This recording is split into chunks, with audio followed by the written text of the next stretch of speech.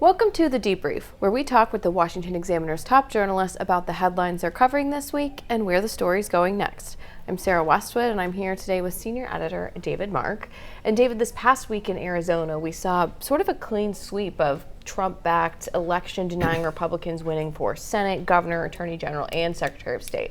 Their primaries in Arizona. What's the significance of that? Yeah, there's a lot of big-time elections in Arizona, and as you mentioned, these are all candidates backed in one form or another by former President Donald Trump. Each of them, to varying degrees, basically deny that Joe Biden's win for the White House in 2020 was legitimate, that Donald Trump actually won. There was some kind of chicanery in the elections processing. And so I think that's a theme we're going to hear in a bunch of these races, as you say, for U.S. Senate, Governor, Secretary of State, and Attorney General. Senator Mark Kelly, who's the incumbent Democrat in Arizona, who's up this cycle, was considered a potential pickup opportunity for the GOP. Does Blake Masters, who was the candidate who won the GOP primary in Arizona, complicate that for Republicans? It's possible. Arizona is very much a purple state at this point.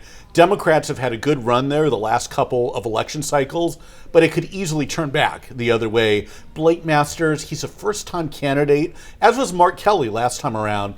Sometimes that can work to your advantage. You look like a fresh face. Blake Masters probably hasn't had the media scrutiny that maybe he's used to, so we'll see how that one turns out. In Missouri, Republicans sort of breathed a sigh of relief when former Governor Eric Greitens did not win the nomination for the Senate in the Missouri Senate race. How did that happen? How did Republicans pull that off? It seems like Republicans really coalesced around another Donald Trump supporting candidate, the State Attorney General Eric Schmitt.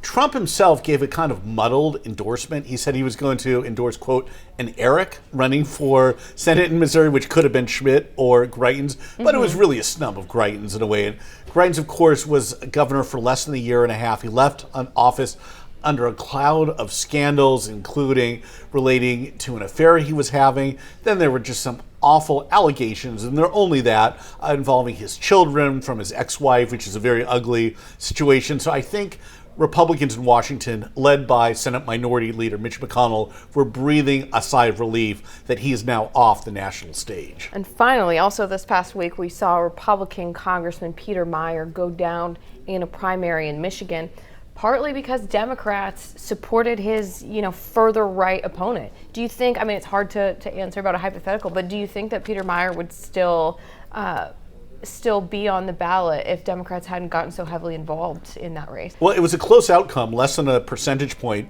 And this is a race where, unlike some of the other ones where Democrats have kind of dabbled, thrown a few bucks late into the race, they've spent well into the six figures on this one. So I think it's fair to say they had some effect. There's a big argument about whether it's a wise tactic, whether it kind of undercuts the moral authority of Democrats criticizing these Republicans on democracy issues. But for whatever reasons, Democrats feel comfortable doing this. And we'll find out in November if it was a wise move or not. Well, David, thank you so much for being here today. Thank you. You can get more reporting from David and the rest of the political team at washingtonexaminer.com.